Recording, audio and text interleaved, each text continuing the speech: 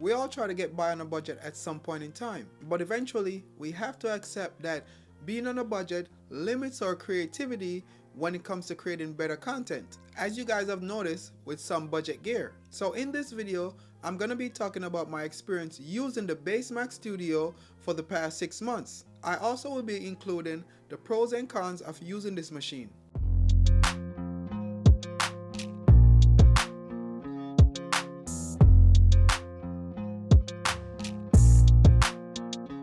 What's up guys, it's Ryan here with HomeofTech, and today I'm going to be sharing my experience using the Basemax Studio for the past 6 months. So if you're new here, smash that subscribe button and turn on post notifications so you don't miss my next video.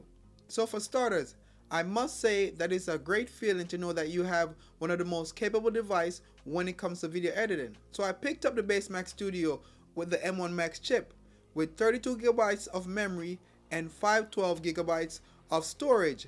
And I really like the design of this machine. At the time of purchase, I really thought that this configuration was perfect for me because I don't really edit 6K or 8K videos, even though the machine is capable of editing 8K videos. Apple advertised the Max Studio as being able to play back 9 streams of 8K ProRes video, support up to 5 display via 4 Thunderbolt ports on the back, and 1 via the HDMI port. But one of the biggest changes that Apple made when it comes to this device is adding more ports. I really think they made the right decision because I was tired of using dongles. The Mac Studio is really fast in every aspect.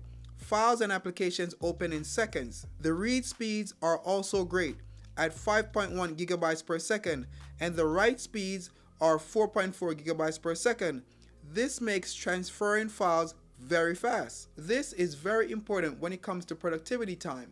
Honestly, who wants slow transfer speeds in 2022? I know a lot of people are happy to have the SD card slot back, and so am I. Having 4 Thunderbolt 4 ports, 2 USB-C port, 2 USB-A port, a HDMI port, a 3.5mm headphone jack, and Ethernet makes connectivity a lot easier. It is so nice not to have to use dongles anymore.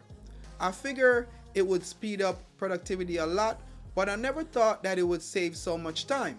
So on a typical day, I'll have 15 to 38 Chrome tabs open, as well as Safari tabs and a few other things open while editing in Final Cut Pro. I would normally use Proxy Preferred when editing in Final Cut Pro, but with the Basemax Studio, I can edit the original file with no issues, and I can do this despite the fact that it's not the M1 Ultra chip. Background rendering is fast, and I can edit with no drop frames despite adding multiple layers and effects. To make my edit even faster, I still use Proxy Preferred, not because I have to, but because I have always done it that way.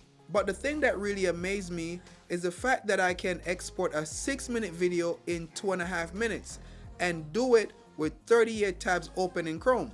That is crazy when you think about it, because I couldn't have done that while editing my videos in LumaFusion on my iPad Pro, and I definitely couldn't have done that on my 2018 Mac Mini, which I upgraded from. And the icing on the cake is that it did it completely silent, which I'm sure is not a surprise to you guys. I don't really edit tough Kodak footage because my main camera is the Sony ZV-E10 and I do not shoot in RAW. So it's no surprise that the Mac Studio will cut through my edits like butter. But I like the fact that it gives me a lot more headroom if I decide to put more load on it. Even though I like the Mac Studio, I would love to have the opportunity to upgrade the internal storage.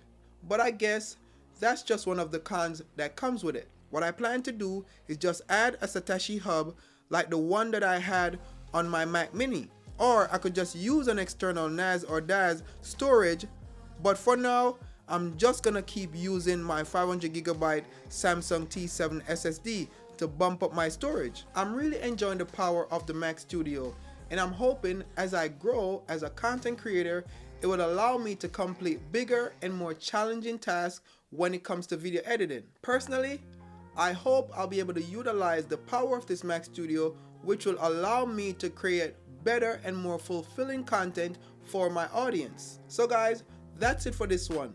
Leave a thumbs up if you liked it. Thanks for watching, and catch you guys in the next one. Peace.